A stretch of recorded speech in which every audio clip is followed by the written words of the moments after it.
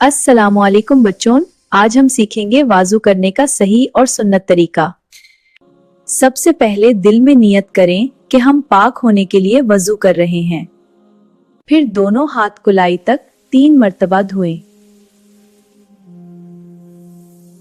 अब 3 मर्तबा मुंह में पानी घुमाकर साफ करें। नाक में पानी डालकर 3 मर्तबा साफ करें। अब पूरा चेहरा 3 मर्तबा धोएं।